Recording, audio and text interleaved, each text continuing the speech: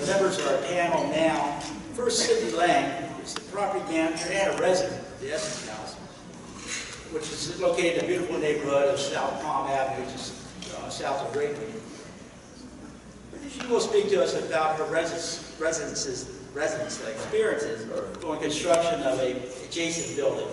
Lot line construction presented a lot of challenges to us, and all of you are probably aware of that who live downtown. She'll tell you what her experiences were. Alex Davis-Shaw is our city engineer, and Larry Murphy, our building official, and for the city of Sarasota, and they'll talk about the city's policies regarding work safety management, work safety site management, and what is being done to minimize street and sidewalk closures. A topic that I know my own residents they direct questions to me all the time. Joe Stamp is with us. He's a project executive with the Gilband Construction Company. He will explain how they prepare their construction staging plan and what the contractors can and should do to keep a construction job site safe for passersby and to avoid damage to a neighboring property. And last but not least is our attorney, Albert Sanchez. He's basically going to tell us that when it all fails, what you can do after the construction damage is taking place. But he'll tell us what steps condo association and individual owners can take prior to construction of an adjacent building to reduce incidents of damage and ensure that the claims for damage are paid by the condo association's insurance company or the developer or the contractor itself or through their insurer. First, I'd like to talk about how we got here. As I've already mentioned, I'm the chair of the DSCA's thinking of another subject, zoning code committee. June of 2017, our committee surveyed residents of our neighbor condo associations, member condo association, I should say. We received responses from residents of 14 buildings downtown buildings. What we learned from that was several things. Many city residents do not believe there is adequate opportunity for citizens to voice their concerns about development in their neighborhood. Secondly, they are concerned that the size and dominance of buildings being constructed in their communities are out of proportion to the neighboring buildings. Third, many feel that 18-story buildings without front and side setbacks are incompatible with their neighborhood. This view is particularly prevalent in Sydney's neighbors on South Palm Avenue. Finally, many are worried about construction site hazards.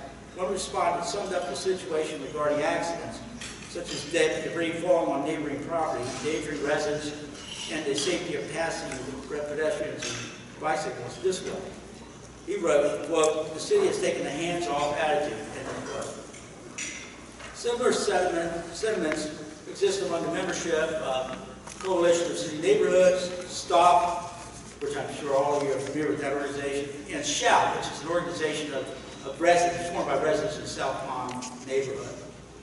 So we joined with them to develop 6 principles, zoning principles. And they are, first, the current administrative approval process for downtown does not produce adequate opportunity for public input on the site plan process that must be changed. 2, the practice of approving the plans through an administrative review process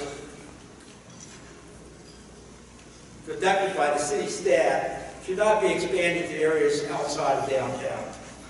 3, city construction site policies and procedures do not adequately protect pedestrians and adjoining properties from falling debris and other safety hazards. Fines should be meaningful and enforced. Inspections frequent. 4th, city policies and procedures do not adequately incentivize developers to minimize sidewalk and right-of-way closures, street closures. We want them to close for the briefest periods of time. This is also something I hear from residents frequently. 5, minimum and maximum setback footage should be increased in the downtown zone. Sidewalk width, especially on arterial roads, should be reviewed for the city streets, for the entire city. 6, development projects should be compatible with the surrounding community. City staff should be proactive in implementing the compatibility standards already in the city code. This evening, our panel will discuss 2 of these principles. Construction site safety, which we've mentioned a couple of times, and the closure of streets and sidewalks to accommodate construction. If you have a question, as Patrick said, please fill out one of the cards that Bridget and the other staff members have. Board members, I should say. We're going to start with Ms. Lang. Cindy Lang will tell you again about the experiences she and the other residents of Essex House had during the construction of an adjacent lot line building. Cindy? Sure. Thanks.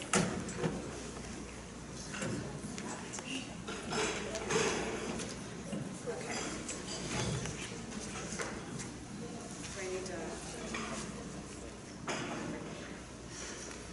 Hello, my name is Cindy Lang, as he said. I'm the property manager at the Essex House, a 76-unit condominium, built in 1974 and located on South Pound. I'd like to thank the DSCA for inviting us. In 2015, pardon me? I think I'm too tall. Here? Maybe up here? Or maybe here? There we go. In 2015, when 2 neighboring bed and breakfast establishments were sold to developers, the bulldozer arrived. And shortly thereafter, the Essex House became a case study in what can go wrong when the city imposes a lot line to lot line development code in an old, well-established neighborhood. South Pound Avenue, once considered the jewel of downtown Sarasota, is located in the DTB zoning code district, where lot line to lot line development is permitted, and development proposals are reviewed and approved administratively.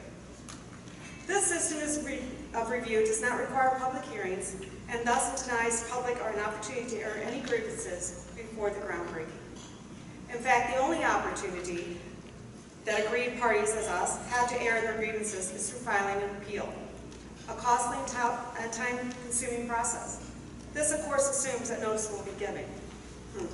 In our case, the Essex House, nor any other neighbors around us living within the 500 feet of the echelon, 64 Pound now as it's known, were given notification when the site plan was filed, nor when it was approved, thus denying us the opportunity to file an appeal and present our concerns in a forum where we would be on equal footing with the developer.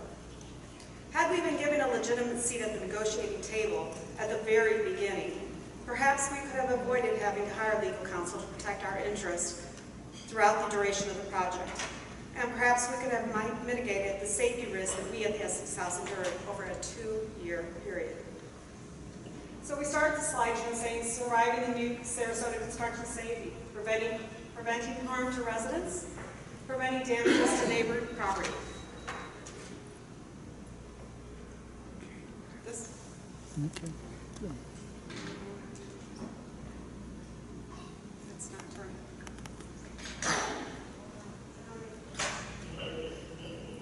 You have it? Thank you. No? It's kind of how the building was built too. What'd she say? Try it now. Try it. Yep, there you go. Okay. Surviving the new Sarasota, preventing harm to residents, the Essex House experience. I won't bore you too long, it won't take long. This is the Essex House, as you can see. The echelon is to the right. Here's our driveway and our walkway for over half of our Essex House residents. Again, we're a 76-unit condominium. Travel through that gate, travel through those pavers. The Essex House is lot line to lot line. At one time, a 35-pound metal support falling from the 8th floor of echelon, narrowly missing 3 residents exiting their car.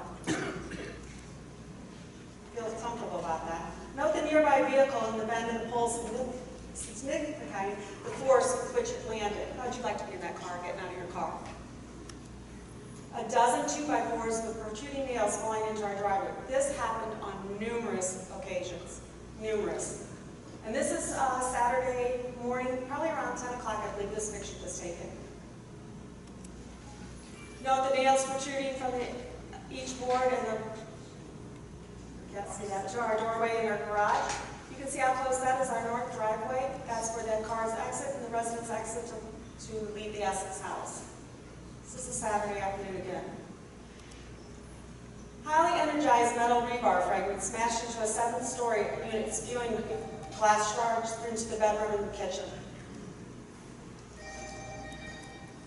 Drawn vertical blinds couldn't block glass shards from penetration and flying into the bed into the kitchen. If you see the bed to the right of that gentleman, that's where she was sleeping. She was woken up. Another close call from the echelon, just missing one of our residents and her dog, again on a Saturday. I guess maybe Saturdays you shouldn't go out when construction is going on. Here's one incident that the crane decides to pick up a dumpster. Load not roped off, violating OSHA rules, endangering any walkers below. You notice the workers are to the left of us. We're still sitting on the pool deck. Surviving the new Sarasota. Part 2, preventing damages. The Essex house experience again. Concrete flow out from the echelon's 4th floor, one of many, which was partially embedded into the newly installed pavers. This is our pavers. You are more than welcome at any time to come by and visit the Essex house and see the damages. One of many vehicles that have been hit. Our postman's still driving around and visiting the Essex house. Let me tell you, he thinks about that every day. Dangers and pollution to the city and the bay. Concrete truck relieving us off without doggy bags to follow. What happened here was the concrete truck thought it was okay to dump all his stuff and the concrete and water down to the street on Gulf Street. Fortunately, they had workers there that was willing to help push it into our drains. This is on our north driveway. This is one of our drains, brand new drains we had established. See the concrete? Again, they were willing to push it into our drains. This also goes to the bay. Nearby city drain to label lack of concrete, good for mosquito breeding. Again, concrete's full. Summary. Compiled damages to Essex by independent engineer. We have $500,000 in damages to our building now. Survey and proof of property encroachment. We hired someone from Naples, a well-known survey company. They have built now on our property. I don't know what you do now. Maybe I'll run for your board, but they're all on our property. The whole north driveway is. Exactly. Luckily, 0 injuries. The safety of your citizens and the quality of life depends on your involvement and actions on these issues. What we recommend, we brought this to the city before, mandate a protective wrap on any building taller than 3 stories. It doesn't really cost that much for screens. Eliminate 0 lot line approval in residential areas and regulate 0 lot line approval so they will not put permission slips for contractors to trespass or dump on your common neighbors. Right? Now, not to ask there. Place enforceable checks and balances on administrative approval. Require storm water filters to protect the bay. You see those when you walk around. You'll see that some of them are there, some of them are not there. Regulate cranes and the trolley travels. Okay. There are no federal safety regulations in place to protect residents living adjacent to a development site. I'm not sure if you guys realize that. Federal regulations are in place only to protect labor via OSHA and the environment via the EPA. Thus, citizens must rely on the city and the city alone to protect them, and in our case, the city surely failed, don't you believe? So what exactly can you as citizens of Sarasota do to protect yourselves? And if you wake up in the morning and you learn that a high-rise is coming up next to you the next day, you'll need to be following it, but it's going to be at your expense, which doesn't seem quite fair to me. You have to first hire an attorney. You will have to have an attorney on board with you at all times, for the full time. You're going to have to hire an engineering firm. You need to know what your property's valued at. You need to know how your property's stable and what can happen to your property once, especially now, and I'm not sure if the city hasn't done this, the vibration levels are horrible. I know just tearing down the Versailles recently, people in the Royal St. Andrews were experiencing just their glass alone shaking in their cabinets of their kitchen. That's not the pile driving yet to come. Hire an arborist. What we have found with an arborist, you have to test the pH level of all your plants. You need to know the values of your plants. It's not worth the city justifying them for $10,000. You bought those plants. Someone bought them ahead of time. Someone bought those trees. Find out the value. Don't give them just permission to cut one down. Find out what it's owed to you for how that. But most of all, you probably have 5 years left once stucco and stuff begins on a building. Because if you think about it, the pH level continues to rise. and the plants and the trees and the bushes will all die. Ours are into the third year, they are now yellow. Again, feel free to come by and see them. You'll experience them for yourself. I highly recommend you get an arborist, and I have names for you if you need any. You will need to have your own on-site safety advisor to document issues, and protect your residents the best they can. It was sad to see, and I'm not going into this very much, but it was sad to see that when all the stuff was being laid on the pavers and all the pH levels, people who treasure their animals and their dogs couldn't let their animals even outside that building because they licked their paws and the pH level and the stuff would begin poisoning their own animals. You had to put up signs for your residents. Thank you for coming and listening to my presentation. I'll be happy to answer any questions you may have after this. Thank you. And thank you.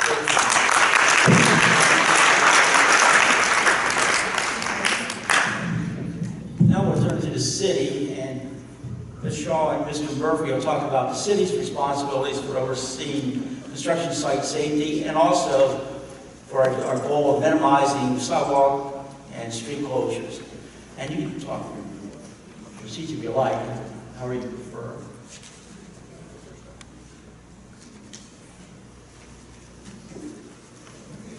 Thank you very much. My name is Alex Davishaw, city engineer.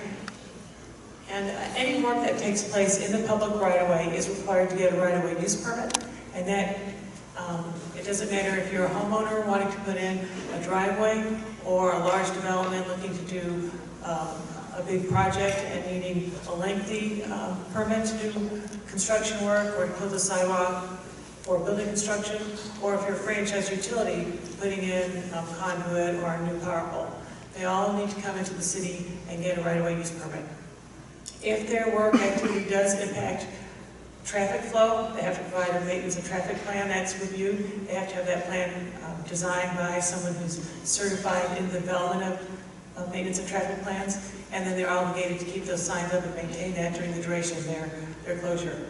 There are fees required for any closure, and so dependent upon what they're closing, the length of time, they have to pay those fees for that permit. And then we will periodically inspect the various permits that are on file to make sure that they're being adhered to, and do a final inspection to make sure everything is brought back up to the city standards when they're done constructing. In addition, the city does require erosion siltation permits, so if somebody is disturbing soil and that might allow for material to get in the storm drain, they do have to provide appropriate barriers to keep that siltation from getting in the storm system. And overall, those are generally the requirements from the engineering department as it relates to any type of construction, whether it's downtown or single-family homes. Let me add here that Mr. Murphy has worked for the city about 30 years. About 28 years. That's a lot of history. Well, first I want to thank the Downtown Condo Association for inviting us to speak. I've seen the city of Sarasota change an awful lot over the last 28 years, and I've been fortunate enough to be a part of that change. Can you speak up a little? I'm sorry.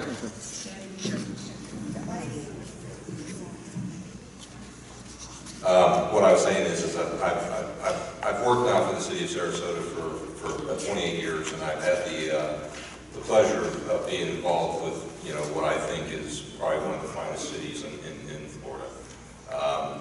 The city certainly has changed. I can remember when I first started with the city, I was living just off of Lockwood, and when I'd come to work in the morning, I'd be lucky if I'd pass a single car. Now I've moved a little further away, and when I come in, of course, I'm on Fruitville Road that's 3 wide. So, I mean, growth doesn't come without some pains. But there obviously are good things that come with growth. Obviously, we're, a very sought-after destination. We have a lot of fine amenities. And, a lot of these construction jobs allow us to go through with a lot of the capital improvement projects that are necessary. But when it relates to the construction safety standards, what I have in my tool chest is basically the Florida Building Code, my construction knowledge and experience. And we've worked on adopting our staging plan requirements. Of course, You know, we're always looking for modifications, input, and, you know, trying to, you know, increase safety any way we can. Anybody that you talk to about me will tell you that I'm a very safety-minded person. Safety is first in my opinion. But one of the hard things that's hard to control is the human intervention when it comes to those things. I can't control that worker that shows up to work on a Friday or a Saturday or a Sunday or a Monday and, you know, puts a, you know, decides to cut a piece of rebar on the side of the slab, which he knows is not good practices and principles. And unfortunately, I think at the time when a couple of our projects that, what I will say, caused us a lot of consternation within the city, we're coming out of a time of recession. A lot of these workers, you know, were not what I would call seasoned construction workers. You know, and, you know, they made what I would call, you know, human mistakes. And I'll go back to the, you know, the pictures that Cindy was kind enough to share with us. And I was out there the day that reshore fell off that building. I had a very, very long conversation with that contractor.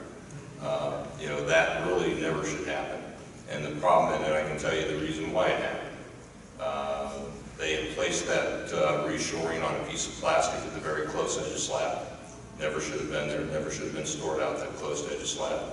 That's, construction 101, you're not supposed to do that. And when the construction crew showed up, he didn't see that the reshore was laying on that piece of plastic. He lifted up the plastic and slid right off the side of the building.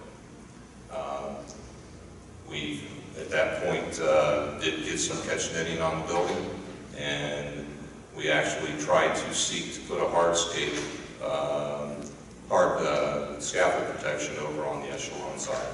Unfortunately, that wasn't received very well, and obviously it didn't move forward. But you know, and we're not alone in this fight in the city with, you know, with safety. We have OSHA behind us. I mean, a single phone call from any building official in this state, you know, if he feels he has a ongoing continuous problem, I mean, we have help to seek, and, you know, I've done that on some occasion. The issues you have, again, I think, for these two projects, and was basically these people that were coming out of that recession that didn't have the thorough background knowledge of how to properly maintain equipment and store it on the building. But we've evolved our staging plan requirements. This is to me is a breathing document. We'll probably change and alter that even in the future. But I've compared what our requirements are to what they're doing in other similar populous areas like Miami and other areas. And I can tell you that ours is right up there in ranks, in my opinion, with some of the highest standards that are available in the state. We require a lot of things on our staging plans, and these staging plans even extend to single-family residences that are in excess of 5,000 square feet. I did not bring enough to give everyone, but I would encourage everyone that's interested in what we require of our construction sites as far as staging to visit our website under the building licensing section and take a look at that document. It goes as far as the best principles and practices for erosion. It covers all of that. It covers right down to the contractor parking and a lot of other issues of how they're storing materials. I would like to say a little bit about the crane radiuses. That is actually one of our requirements on the staging plan. We not only look at the swing radius on that, we also look at where the loads are going to be picked up and where the loads are actually going to swing. That's detailed on our plans. I have a construction site downtown right now. You may know it as the Mark. It's right at 1400 State Street. There are 2 cranes on that project. They're picking and loading from 2 separate sites. They have a big point over on Pineapple, and they have a pick point over on State Street as well. All those loads are picked, swung right over top of the building. But there are OSHA requirements for that crane to weather vane in high winds locations. Those cranes are mandated to be set to weather vane when they leave that site. They're also mandated to cease operations when the winds in excess of 25 miles an hour. I think we're fortunate now. I think that the people that are working in construction in our city right now have a very good staff on their payrolls, more seasoned staff, and I kind of look at the one project downtown as an example of how a construction site should be run. The mark now is being ready to be topped out on, I believe, December 7th. Again, very, very few problems out of that construction site. So we as a group of the city, we want to hear your input. We want to hear what the issues are. And we want to provide you, the citizens, the safest atmosphere we can. Again, I'm not condoning, I mean, there's no way to condone what happened on a few of these construction sites. But then again, I'm not able to be on every one of them every minute of the day.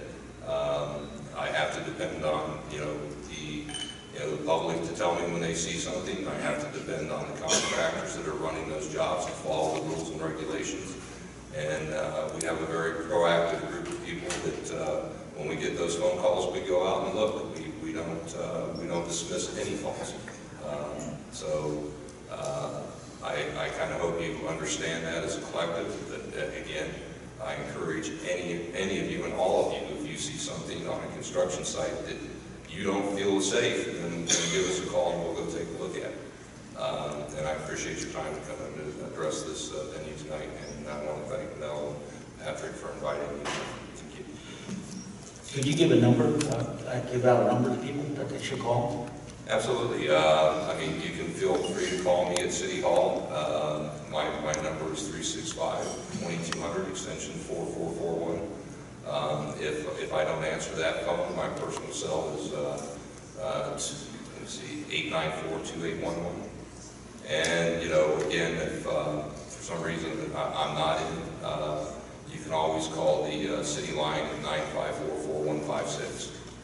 There's always a staff member at that phone, and they can get a message to me or the appropriate staff person. I just had a couple of questions. I don't want them lost. We're going to have a Q&A session soon, but one thing about that, one of the things I'm asked many times by my own residents at 1350, especially when I was board president, is notice. It's a question I have, could they provide better notice to citizens of sidewalk closures, construction issue? I mean, when construction is going to take place, is there something more we can do than we do now? Well, I mean, again, I think that currently all of the sidewalk closures and everything are listed on the city's website. And I would let Alex speak to that because she works in the right of way as the city engineer on basically everything property in. So I'll let Alex answer that. Related to right-of-way and sidewalk closures, the permit process requires a minimum of 72 days for a closure. So we may not know prior to that. Now, if we do know prior to that, then we'll put it up on our right-of-way use map earlier. I'm sorry, 72 hours, right? Yes, I'd say. So sorry, it's 72 hours. Once we have it, we will put it on the website, and if you go to the city's website, www.sarasotafl.gov, on the main page, as you scroll down to the bottom, there's an area for maps, and if you click on the GIS map, there's a right-of-way layer, and that'll show you all the closures and detours proposed. There's a little calendar that will show you when they're going to occur and how long they'll last. And you can even go in there and look at their maintenance and traffic plan if you're interested in seeing what kind of signage is required and what they're supposed to be doing. If we are aware if there's an association nearby, we'll notify them if it's a big closure. And usually that's more than a sidewalk closure, but if it's a big closure, then our information officer or her department will actually put out a notice for that as well.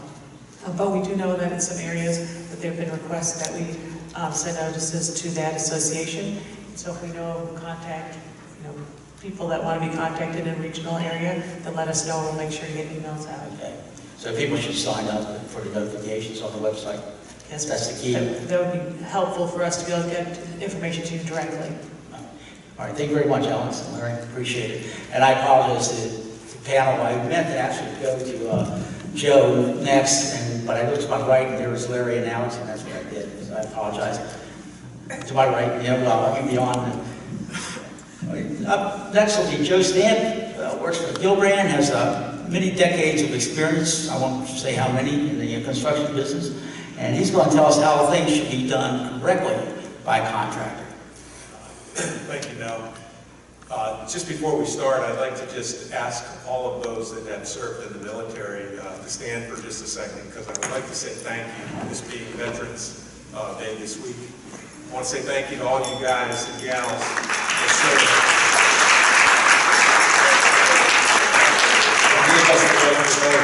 We're voting 2 or 3 times. Some of the things that we find in construction are 100% correctable. Listening to Larry and also at the Epic, some of the things we do at Gilbane, we're not perfect, but we're over 135 years old, we're in the 5th generation, and sometimes things are learned and they start to stick. The city's not the enemy. When they have rules and regulations, they need to be followed. And for those of you that have children, and you give them a command and you say, no, you can't do that, sometimes the flexion of the tone has to increase. And you need to throw contractors off the site. We give them 3 strikes and they're out. Looking at the picture, and again, we're not perfect, but I was looking at the picture of the storm drainage that's clogged, and the title says there's a moisture problem and it's a breeding ground for mosquitoes. But what about that flash rain that comes in the afternoon and floods, and now I can't get to my car, or water comes into a finished space? Those are all things that are punishable by fines and should be enforced. And it's not the city that has to enforce that. That's the contractor's job. Again, that shoring plank that fell off, I look at that a little differently. That could have been a human being falling off of that building instead of a piece of metal. And that's, luck should not be part of the equation. Sometimes you have to slow down to speed up. And sometimes it costs a little more. Another thing that is really, really important, and I'll just say this because I like the way the military does things. We have a lot of our safety directors are directly out of the Army, and they've learned a lot. And they don't learn about cutting yourself with a piece of wood. They learn about how to save lives, because they don't want to stand in front of a family and say, I'm sorry, we lost somebody today. We have this great program that's been instituted for the last 10 years. We call it an STA. Everything gets an acronym. And it's called Safety Task Analysis. And we require all the trades every single day to sit down before they start. And we talk about, what are you guys going to do today? Almost to the point of ad nauseum, where we ask them, where are you parking? What time are you starting? What tools will you need today? How many people? If you're using a crane, what kind of loads are you lifting today? What time is the delivery coming? Is there coordination with other trades? Is it going to be noisy? Do we need to notify the community that there's a big event coming? Let's say there's a concrete placement at 3 a.m. in the morning. Nobody wants to wake up to that. But if we let everybody know in advance, it's more palatable, and there's knowledge and understanding.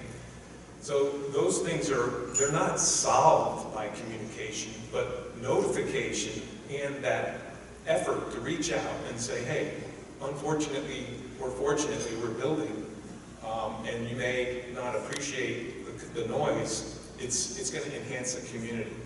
So if we go about this and communicate properly, it's a start, and that's two-way. We talked about the website that the city has. These things they're fantastic.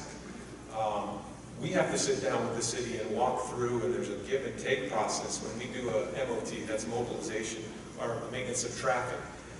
We have to let them know what we're doing, and they're going to review it and say, no, you can't do that, or yes, that's a good idea.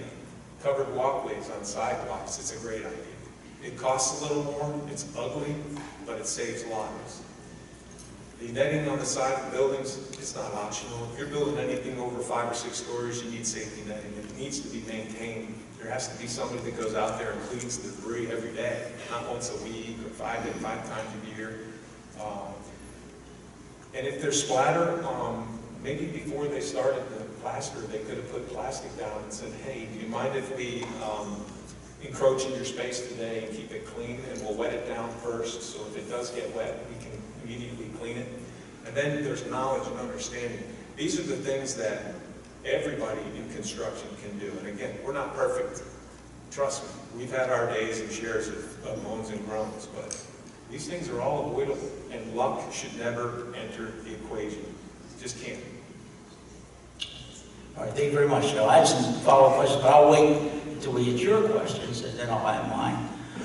Next is Mr. Sanchez, our attorney, panelist today, attorney panelist, and he'll talk to us about how to safeguard your property in advance or just prepare for construction, and what you should do when all else fails and things go wrong.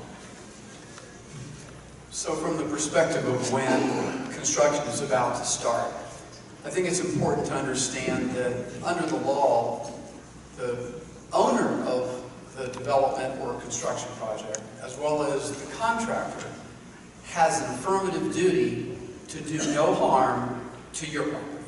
There's a fundamental right that you have, and your rights are against the owner of the project and the contractor.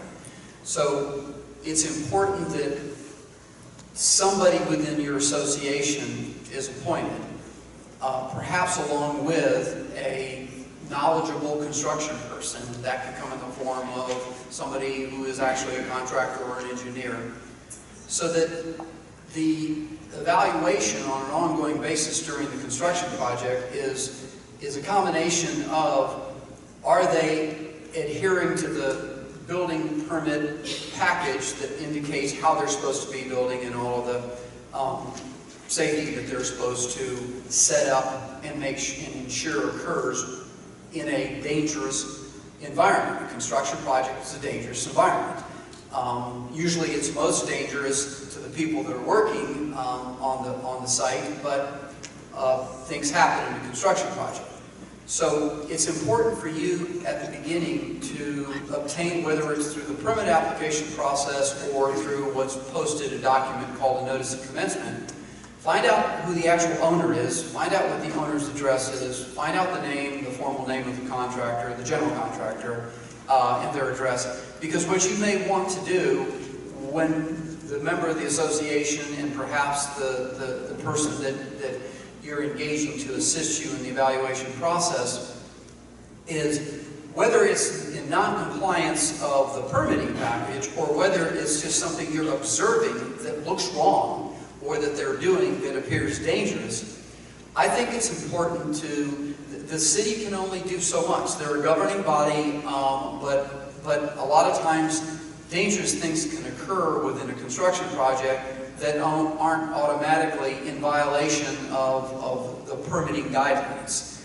So whether it's something that's varying from those permitting guidelines or whether it's an observable problem, there is absolutely nothing wrong with, and I highly encourage, a notice to be sent out by representing you, a property owner, to the owner of the project and the general contractor, advising of that. And this can be an ongoing thing.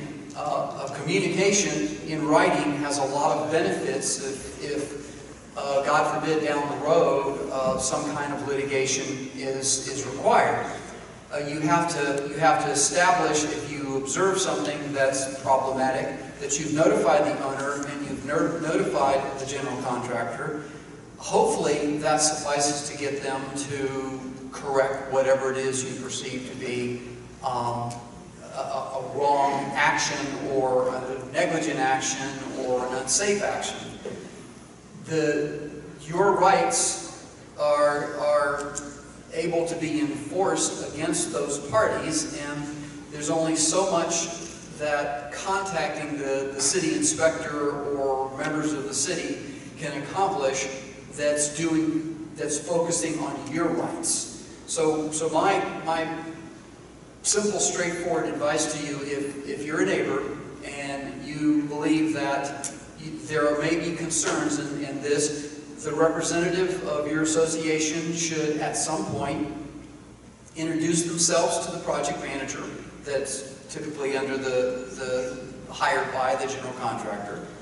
Remember, you don't want anybody just walking onto dangerous construction sites and looking for somebody and saying, hey, I need to talk to you. There should be an introduction, there should be a form of communication. It might be as simple as your representative emailing a project manager, and have an ongoing communication, but also make sure that the owner of the project is aware that any kind of communication or notices that you deem necessary is going on. Get the email or the mailing address of the owner, copy them on correspondence. Typically, with respect to the issue of property rights, it's a good thing to have that communication, to send written notices that can be as polite as one wants to make them, but convey the information that you deem important, and have an ongoing communication process that may ultimately help you in a lot of ways in the course of construction. All right, thank you very much. Would you agree, Joe, and I think your company typically holds community workshops, does it not? Would you agree with Mr. Sanchez, we should have a point of contact, the neighborhoods? Absolutely, it's so beneficial, and just as a follow-up to Albert, electronic photos are great, digital photos are great. They paint the picture that maybe you can't express in words. There's somebody hanging from a ledge or they're dumping stuff down the drain. It's like the human nature we tend to find is we're managing the children in some instances. They don't always tell the truth. As an example, I was in Miami building an art museum, and we were drilling into a seawall to restore a seawall. And we put tiebacks in, which are braces that help it stand the wall. And nobody knew that this was an old naval site during World War II. And the first drill that went through it created a plume of oil in Miami Bay, Biscayne Bay. We immediately stopped, we called the EPA, we got everybody out there, we went online and we looked up the photos from World War II and what Miami looked like. And lo and behold, it was a fuel depot, the fuel of the Navy ships during World War II. But nobody knew what we had created by drilling one hole, an incredible environmental risk. So the photos are awesome. And then you should have seen how fast things moved. It got remedied very quickly. Another thing that contractors need to do more of, and we talked about this, is this open dialogue. The public's not the enemy. One of our mantras in our company is we always have to argue from the other person's viewpoint before we make a determination. So when I arrive on a site where I'm assigned a project, I'm now a resident or the neighbor next door. What do I want to know about this job? What should I be told? Who do I need to go to? What are the milestone dates? When do you start? You know, I was on a job once where a guy was next door and his grandfather planted a tree, and that tree was scheduled to come down. And we found that out just through an open dialogue, and we saved the tree. It was that simple. And the emotional attachment to a tree was, was touching. You never know the story behind the story. So we like to think that communication, open dialogue, we're not going to always agree, but if we can give you the milestone dates, when are we starting? When do we think we'll be done with the work, are two big ones. But also the interim milestones. We let the city know, they alluded to this MOT form and all this staging, but that job changes in weeks, and those forms have to be modified and changed. And how many do you do a week review? MOT plans and phasing plans? More than one? And they're real easy to go through, right? There's so much detail involved in these. We have to hire professional engineers to create the narratives that go with them because they are complex. And then the last thing, I think, that as contractors, we have an aging workforce, and the youth of America is not going into construction like they did previous time. So you're going to see a lot of gray hairs in the business, and there's a lot of mentoring that goes on in training. The energy level is there, the desire is there, but the learning curve is real. It's an aging workforce, and to me, that's our biggest concern. Cindy and I were talking beforehand. The push today is, oh, I sent them an email, and the communication kind of stops right there. And that's great if you're creating records, but if you want to communicate, you need to get in front of that person or persons, have an open dialogue, have the discussion, hear the flexion in their voice, learn that that tree that we saved was really an emotional attachment to something. Otherwise, you're missing the story. Again, we're not perfect, but that's what we do. Those are the steps we try to take. It costs a little extra.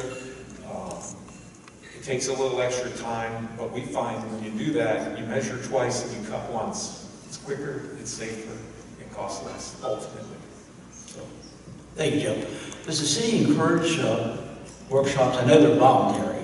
The contractor or developer doesn't have to hold a community workshop, but do you encourage it? Either one of you.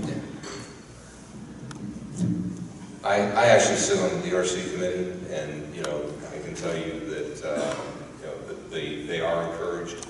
And in honesty, most of the contractors that I work with that do a lot of work in the city of Sarasota, I mean, they're wanting that information up front. You know, they want to know, they want the input from the surrounding neighbors, they want that input. I mean, they want it up front. Right, early. They want it up front, they want it early, so if there's adjustments or anything they need to make, you know, that would make a, you know, the community surrounding the construction site, you know, feel more at ease with which they wanted to react to that. But again, they don't want to have to react to it. And, you know, what you'll hear them say is, we don't want to hear that the day before we're getting ready to go for CO. You know, so the early input is welcome. I think by all these contractors, they want to do that. You know, they want that input to finalize their project. What most of them don't want, though, is they don't want it on the 12th hour. You know, but we do encourage them at the DRC level, even though that there may not be a required workshop, to reach out. How do you feel about establishing a point of contact? The neighboring condo association have a point of contact with the developer or the contractor. I know you want the citizens to call you if they see a safety issue, but how do you feel about that?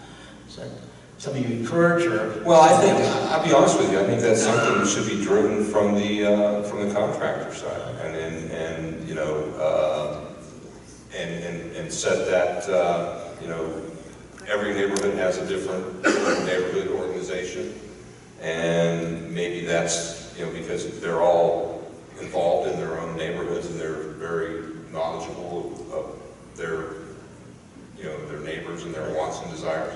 So maybe that's something that should be looked at and explored. Maybe it's, if it's going on in this neighborhood, you know, contact that neighborhood association president and, you know, have that interaction between them and the contractor. I mean, I think that would be something that they would probably welcome. Thank you. Joe, did you have a follow-up? Totally agree with that. The first meeting would be the city, us, and whoever the POC would be for the local community. If, as an example, if somebody sees something and they have to call Larry or Alex down in the city, by the time they get the call, it comes back to us, the condition they had passed. Whereas if it's a direct call to us, we can stop it, save a life, maybe, Okay. and eliminate that issue. Perfect way to do it. One point OC, one POC, and we go from there. You know, somehow we have to disseminate that information, so condo associations do that. And I'm talking to Albert a couple of weeks ago. It should be a point of contact. It used to be a range safety officer. That sounds like a grenade just went off. So, that point of contact should be a level-headed, calm person, not somebody who's going to go shouting at the contractor. I'm sure you appreciate that. Have a dialogue instead of the shouting match. I have a number of questions from the audience, and I appreciate that. If some of you have either went to law school with me and have the same handwriting, but I'll try to decipher. The city is going to stop, is the city going to stop administrative approval on large projects without public input? I'll take that one. That's a $64 question. We have two forms of zoning codes in the city. One for downtown, which you're most interested in, is a form-based code, where you're more concerned with the building itself as opposed to commercial here, or commercial residence, mixed residence here, single-family homes here, which is more traditional zoning. Right now, the city code provides for administrative review of projects in the downtown area. There is a draft form-based code to apply to the entire city out now for review by citizens, and there will be workshops. I think they're going to begin in January. I think this will be a long process. But that draft code also provides for administrative review. So you need to let the city commissioners know your feelings about that. But right now, that's what we have, and until it's changed, that's what we're going to live with. That's something videos have been working on for a couple of years. Second question is, when the city issues a ROW permit, right-of-way permit, does the city consider other permits previously issued so that coordination prevents all sidewalks from being closed on both sides of the street? Alex?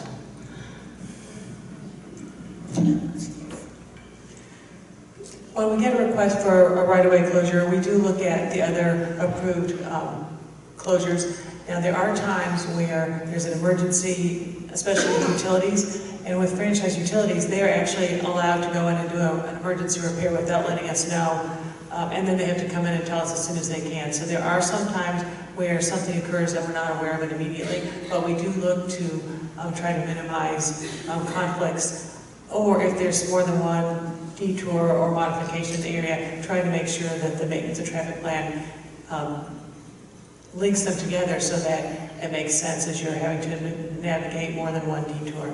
But there are some times where an emergency occurs and we have to make adjustments, in short order. Okay, thank you. This one's for Larry. After all the droppings, I was talking about material dropping off buildings, as Cindy described, why do we not demand protective netting to help accidents? Sorry. To help them, but I think that'd be a general question. Why not require protective netting, as someone suggested, I think, on all 5 stories, buildings 5 stories or higher? The requirement for the netting, there's actually a section in the code. It's in the Florida Building Code in Chapter 33, which is safeguards during construction. That's what I have to work with. That's the only tool that the Florida Building Commission seemed to provide me with. If I wanted to increase those standards, that would have to be through an ordinance. That way I would have an enforcement arm on it.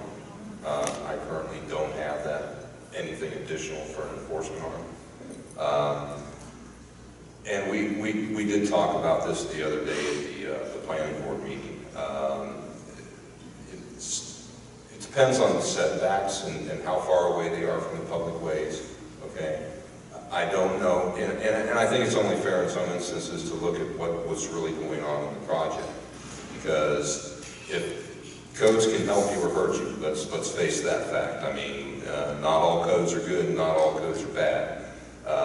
But to maybe do a blanket on something like that without setting some parameters, so, just to say, oh, all buildings are going to get wrapped, may not be prudent.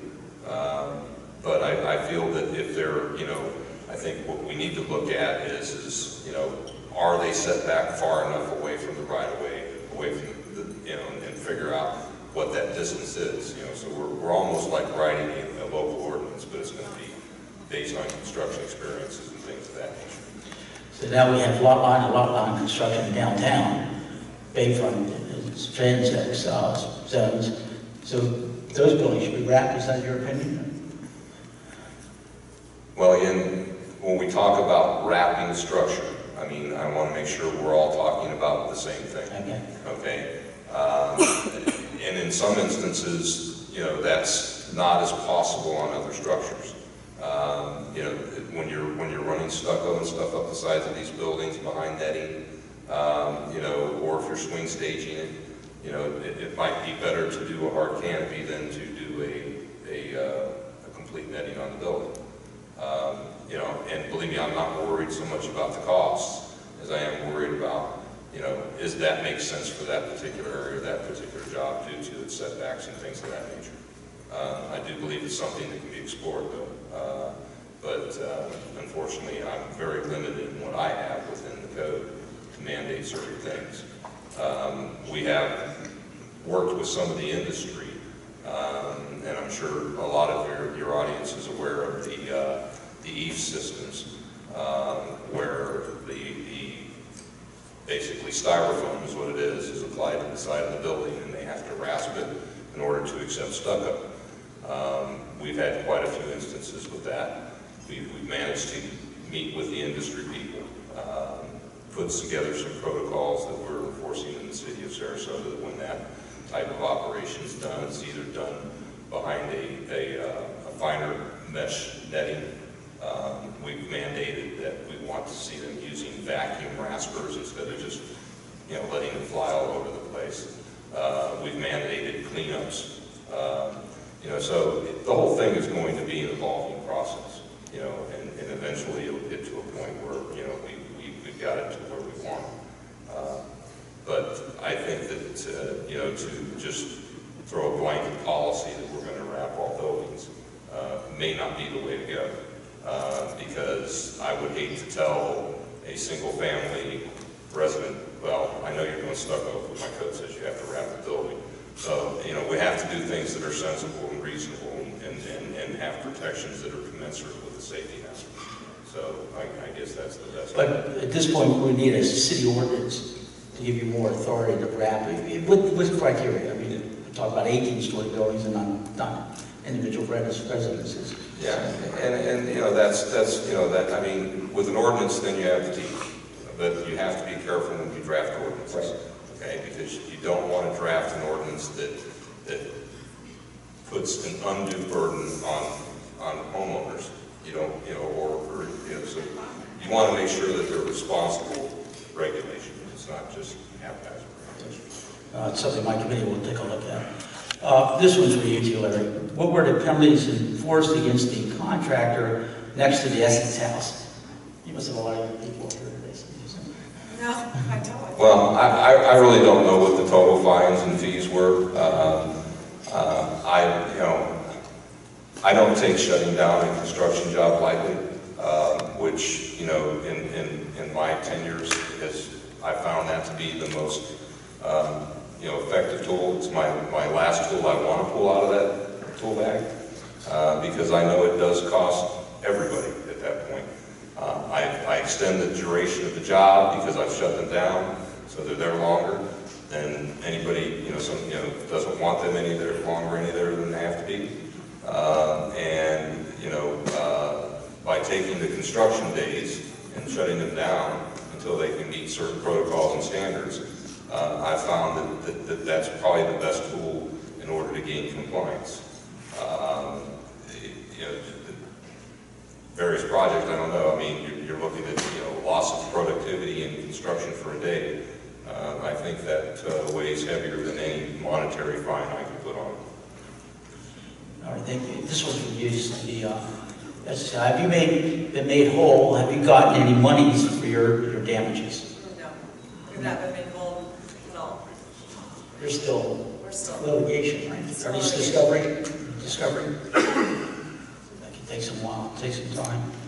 All right, next question. Are city residential neighborhoods protected from excessive advertising panels being placed around construction sites, usually on fencing? That's the first time I've had that question. Well, our zoning code would be the one to address that, but as far as I know, that is prohibited in our zoning code. If it's a direct advertisement. But they just put the name of the contractor. I think. We have regulations that govern construction signage for certain sizes, for certain zone districts. I think it's limited to 32 square feet. Okay. A typical, you know, sheet of plywood.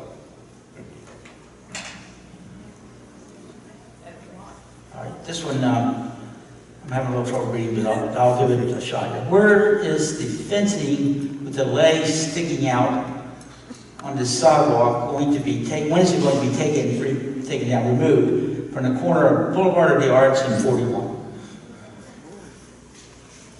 I'm not sure what you're referring to.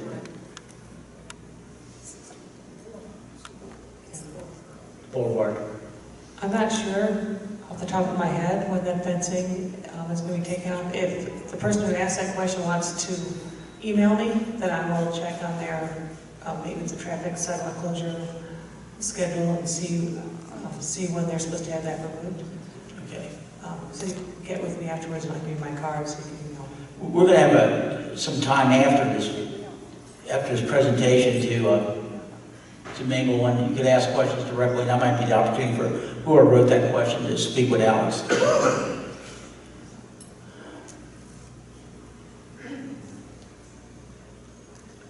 Okay. There are cities requiring all construction to be on the owner's property, on the property site. No street closures, no sidewalk closure. Isn't it past time for our city to require such? I don't know. I'll throw that one out. But the zoning code is being relooked at. But Alice, you want to make a comment?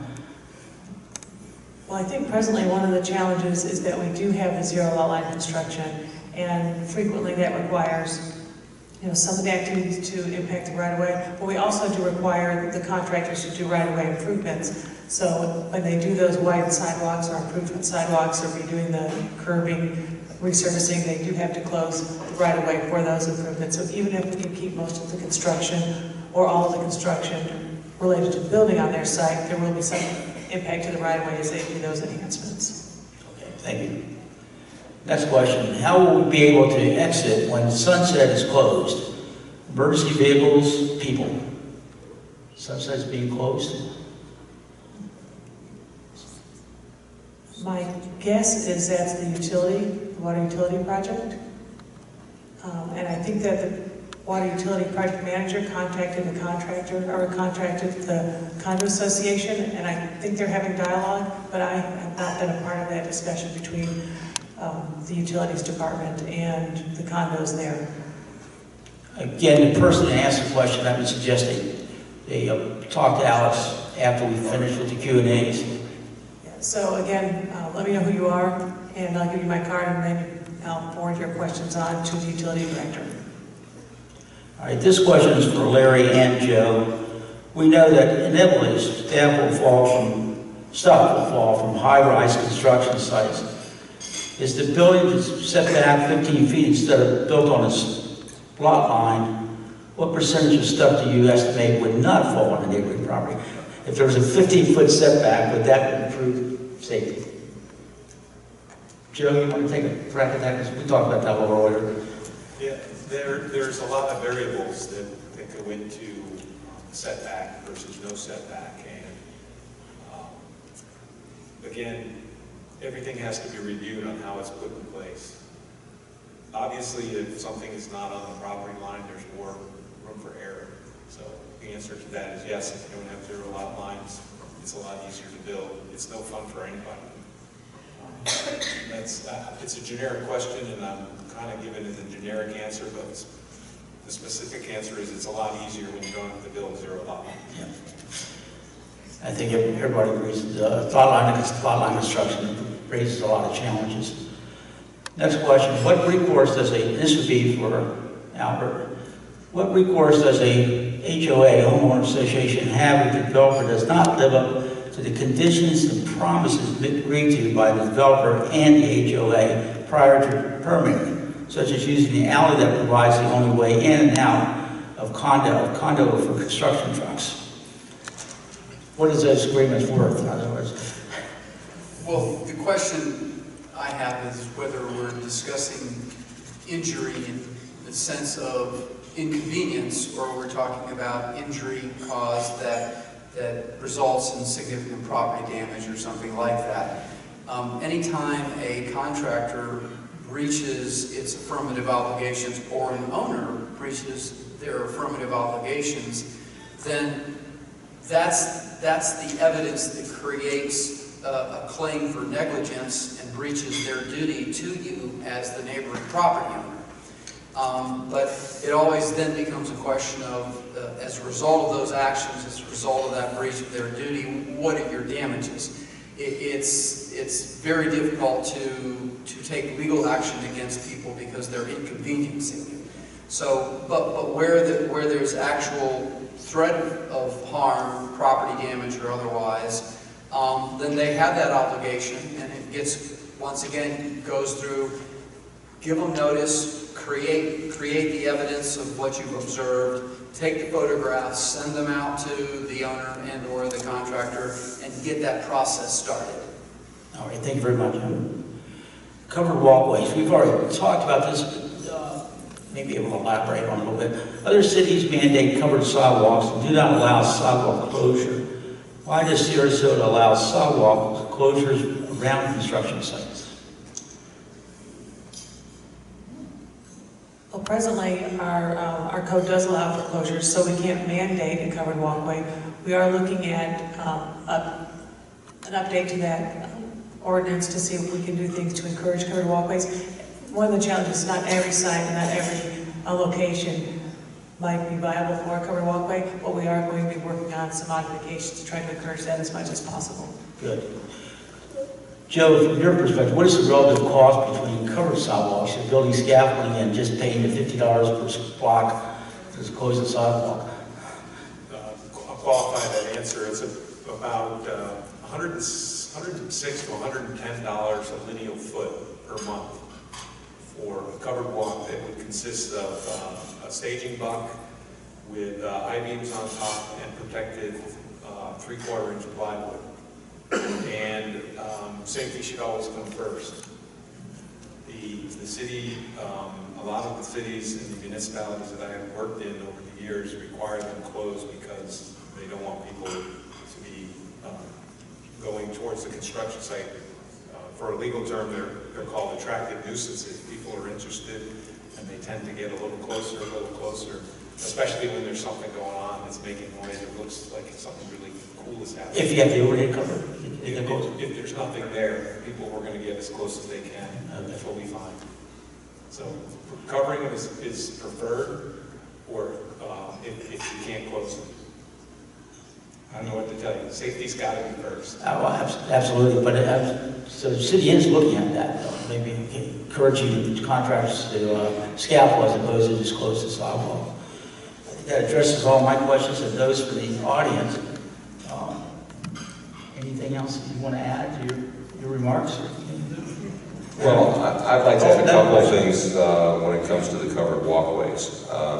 Obviously, the degree of safety is obviously to keep pedestrians, as far away from the construction site as you possibly can. That's when you gain your highest level of safety. If there was anything in the code that said that they were mandated, there is language in the Florida Building Code that covers covered walkways, and that comes out of Chapter 33. It goes into discuss the height. It goes into discuss the design, and I believe I've shared this with some people in this audience already. So there are very specific guidelines as far as barrier protection and the covered walkway, and it really goes to the distance from the public right-of-way to the construction. So they're there. If in fact there was some reason why they needed to be covered, I mean, there's guidelines in the Florida Building Code. Well, I think where all this comes from is that I think it's in Rosemary District that we had a sidewalk closed about 18 months, and there are people who think that's excessive. Can we do something to get the sidewalk open sooner? And if that means building scaffolding, that may be preferable. You're looking at it, that's good. That's where that comes from. And the market's been quite a while as well. 2 sidewalks are closed. We have that too sometimes. Yeah, you've had yours closed in South Palm. So. Yeah. Well, especially for handicapped persons. I think Joe and I talked about this earlier. I mean, they're almost like a Navy ship with boarding submarines. I mean, they have to go in so many directions just to get around town. And we should try to eliminate that or minimize it, certainly. Another question, why should a condo need to hire a lawyer, engineering firm, arborist.